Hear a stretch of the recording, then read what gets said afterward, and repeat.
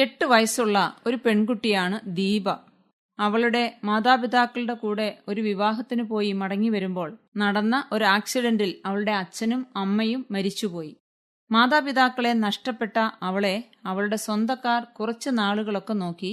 എന്നാൽ അവളുടെ ഭാവിയെ ഓർത്ത് അവർ അവളെ ഒരു അനാഥാലയത്തിലാക്കി.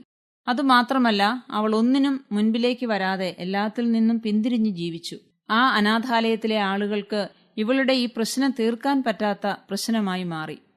ഒരു ദിവസം അനാഥാലയത്തിലെ മാനേജർ തന്റെ മുറിയിലിരിക്കുമ്പോൾ യാദൃശ്ചികമായി ജനലിൽ കൂടി പുറത്തേക്ക് നോക്കി. അപ്പോൾ ദീപ തനിയെ ഗേറ്റിലേക്ക് നോക്കി നടന്നു പോയിക്കൊണ്ടിരുന്നു. ഗേറ്റിന്റെ വെളിയിലേക്ക് ചെന്ന ആ കുഞ്ഞ് അവിടെ ഗേറ്റിന്റെ മൂലയിൽ ഒരു പേപ്പർ ചുരുട്ടി കെട്ടിവെച്ചു. എന്നിട്ട് അവൾ തിരികെ വന്നു. അതെന്തായിരിക്കുമെന്ന് ആ മാനേജർ ചിന്തിച്ചുകൊണ്ടിരുന്നു. കുട്ടികളെല്ലാം ഉള്ളിൽ പോയപ്പോൾ അദ്ദേഹം പതിയെ എഴുന്നേറ്റു ആ ചുരുട്ടി വെച്ചിരുന്ന പേപ്പർ എടുത്തു. അത് വായിച്ചു. ആ പേപ്പറിൽ വലിയ അക്ഷരത്തിൽ ഇപ്രകാരം എഴുതിയിരുന്നു: ഇത് ആരെടുക്കുന്നോ അയാളെ ഞാൻ സ്നേഹിക്കുന്നു.